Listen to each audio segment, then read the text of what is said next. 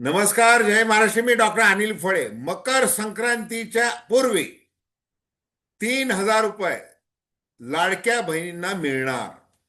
2 हप्ते दिले जाणार असं मुख्यमंत्री देवेंद्र फडणवीस, उपमुख्यमंत्री एकनाथ शिंदे यांनी सांगितलेलं आहे. आणि उपमुख्यमंत्री व अर्थमंत्री अजितदादा पवार यांनी देखील थोडस संभ्रमात टाकणारं वक्तव्य केलेलं आहे. याचं कारण काय? ही लढाई जी आहे महानगरपालिकेतली, ही लढाई आपण स्वबळावर लढतोय. आणि त्यामुळं श्रेय जे आहे ते एकट्या आपल्यालाच मिळालं पाहिजे असं एकनाथ भाईला वाटतंय, देवा भाऊला वाटतंय आणि अजितदादाला वाटतंय. आणि या तिघांनाही राज्याच्या तिजोरीवर जे 9.5 लाख कोटी रुपयांचं कर्ज आहे याची चिंता नाही.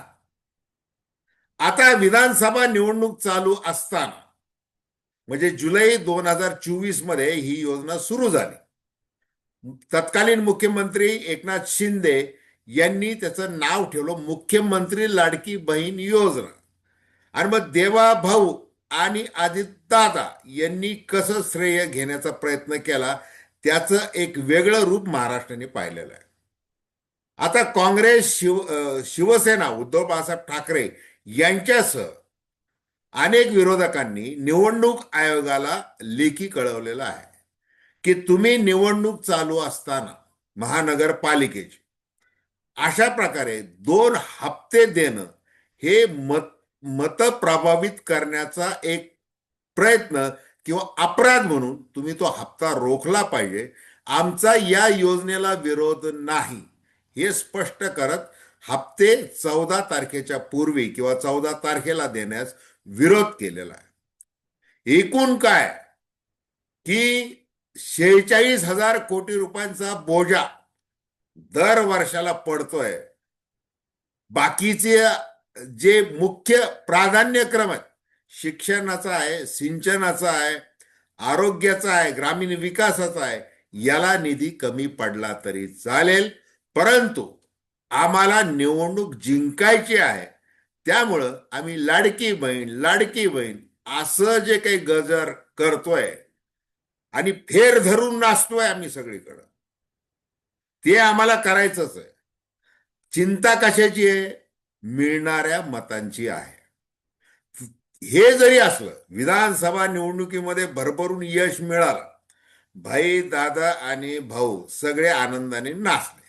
परंतु आता काय झालेलं आहे, महानगरपालिका निवडणुकांमध्ये वेगवेगळ्या शहरांमध्ये कुठे स्वबळावर आहे, कुठं महायुती आहे, कुठं अनेक प्रकारचं त्रांगड आहे. या परिस्थितीमध्ये काय फरक पडू शकतो त्याविषयी आपण बोलतोय. दर्शकांना विनंती आहे की हे चॅनल सबस्क्राईब करावं, सबस्क्राईबचं बटन दाबावं आणि आपली प्रतिक्रिया बिनधास्तपणे नोंदवावी. हे बघा, बिहारची आता निवडणूक झाली.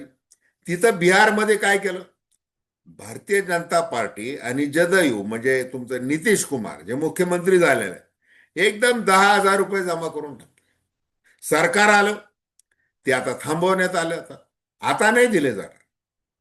मग महाराष्ट्रामध्ये काय घडतंय? महाराष्ट्रामध्ये जे घडतंय ते जसं सुरुवातीला सांगितलं की एवढं मोठं कर्ज राज्याच्या तिजोरीवर आहे. आणि प्रत्येक म्हणजे हे जे 3 म्होरके जे आहेत सरकारमधले, म्हणजे अर्थमंत्री म्हणून देवेंद्र फडणवीस यांनी चांगल्या प्रकारे काम केलेलं आहे असं म्हणतात. अर्थसंकल्प कसा समजून घ्यावा याविषयी त्यांनी लिखाण केलेलं आहे, त्या अर्थाने ते लेखक झालेले. आणि आता 1 ट्रिलियन वगैरे इकॉनॉमी करायची आहे. भारत जागतिक पातळीवर 3रा-4था महासत्ता, आर्थिक महासत्ता होणार आहे. आणि महाराष्ट्राचा वाटा त्याच्यामध्ये मोठा असला पाहिजे. त्यानुसार विकसित भारत 2047 प्रमाणे महाराष्ट्र, विकसित महाराष्ट्र 2047 असे आश्वासनं त्यांनी दिलेले आहेत. अशा परिस्थितीमध्ये राज्याचा जीडीपी काय करतोय किंवा मूळ जो विकास आहे, शाश्वत धर्माच्या फक्त आणि फक्त गप्पा मारल्या जातात. कुठलाही अर्थसंकल्प जाहीर करताना आमच्या या अर्थसंकल्पाला शाश्वत विकासाचा आम्ही चेहरा देत आहोत. आता बघा, महानगरपालिका निवडणुकांमध्ये जे शहरातले प्रश्न मांडले जात आहेत त्याच्यामध्ये वाढतं प्रदूषण असेल, सगळ्या गोष्टीत वाहतुकीच्या समस्या असतील, सगळ्या प्रकारच्या ज्या हानिकारक गोष्टी आहेत सार्वजनिक आरोग्याला आहेत, वैयक्तिक आरोग्याला आहेत, त्यासाठी आम्ही काय करतोय हे याच्याविषयी बोललं जात आहे, पण ते तात्पुरतं तेवढं तोंडाला पानं पुसण्यापुरतं बोललं जातं. आज मुंबईमध्ये श्वास गुदमरतोय जसा दिल्लीमध्ये गुदमरतोय. त्याच्यानंतर ग्रामीण भागामधली काय परिस्थिती आहे. आता हे जे सिंचन शिक्षण जसं सुरुवातीला सांगितलं, हे मंत्री ओरड करतात आहे, अहो आमच्या सगळ्या योजना थांबवल्या. इतकंच सगळ्यात मोठं उदाहरण काय, हा 36,000 ते 46,000 कोटी रुपये दर वर्षाला जे लागणार आहेत ते लक्षात घेऊन आपल्याला इतर योजनांना कात्री लावावी लागणार आहे आणि पुन्हा दुसरे दुरुत्तर करायचे. मग जसं हे सरकार आलं विधानसभा निवडणुकीनंतर काय केलं, पहिलं काम काय केलं, आनंदाचा शिदा थांबवला.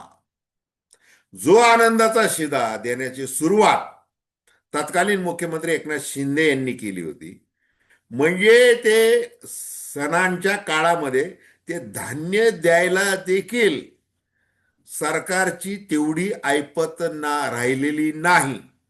असं असताना केवळ मतं मिळाली पाहिजेत, मतांची गोळाबेरीज करता आली पाहिजे म्हणून हे 1500 रुपये दर महिन्याला सुरू केले. महिलांना, गरीब महिलांना आर्थिक स्वावलंबनासाठी मदत करू नये का, जरूर केली पाहिजे. आणि मग त्याच्याबद्दल कोणाचीच नाहीये. बऱ्याचशा इतर योजना आहेत, महिला आर्थिक विकास महामंडळ आहे, तुमचं MCD आहे, वेगवेगळ्या बँका देतात, हे सगळं देतात. ज्यांना उद्योग करायचा आहे, ज्यांना खरी गरज आहे, बिनव्याजी कर्ज महिला बचत गटांना दिलं जातं, अनेक सवलती आहेत.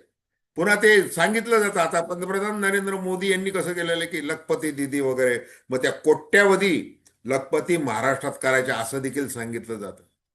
ते केलं पाहिजे, परंतु त्याच्यासाठी जे अर्थकारण जे फिरतं आहे, ज्यामुळं तो पैसा मार्केटमध्ये येईल, त्यामुळं गोष्टी होतील, हे सगळं आहे. आता लाडक्या बहिणीच विरोध करायला लागलेल्या आहेत. महागाई काय म्हणतीये, आणि नुसते हे तोंडाला जे पानं पुसले जातात आहे, तर ते लोकांना आता, महिलांनाच आता मान्य नाही. तर त्यामुळं आता या महानगरपालिकेच्या निवडणुकीच्या निमित्ताने आम्ही जसं कुठली आमची घटनात्मक जबाबदारी न पाळता फक्त राजकीय श्रेय मिळालं पाहिजे, राजकीय लाभ झाला पाहिजे, यासाठी स्वतःच रखवालदार असून देखील त्याच तिजोरीवर आम्ही डल्ला मारतोय, हे पुन्हा एकदा या संक्रांतीच्या निमित्ताने दाखवून दिलं जाणार आहे. आता निवडणूक आयोग कोणाचा आहे, निवडणूक आयोगावर नियंत्रण कोणाचं आहे. विधानसभा निवडणुकीमध्ये ज्याप्रमाणे हप्ते सुरू होते त्याचप्रमाणे हे या महानगरपालिका निवडणुका आहेत, म्हणून ते लाडक्या बहिणींचे पैसे कशाला थांबवायचे, ती काही नव्याने घोषित केलेली योजना नाहीये वगैरे वगैरे असे कारण दिले जातील. आणि निवडणूक आयोगाने समजा दखल घेतलीच आणि तो हप्ता काही 2 दिवसासाठी थांबवला, तर काय सांगितलं जाईल, बघा काँग्रेसने कसं पत्र दिलेलं आहे, कसा विरोधकांनी विरोध केलेला आहे, लाडक्या बहिणींनो हे लक्षात घ्या, असं सांगितलं जाय. ते काही असो, पण महाराष्ट्रावर अशा गलिच्छ राजकारणामुळे जी कायमस्वरूपी संक्रांत कोसळलेली आहे त्याचं काय हा प्रश्न राहतोच. तर धन्यवाद.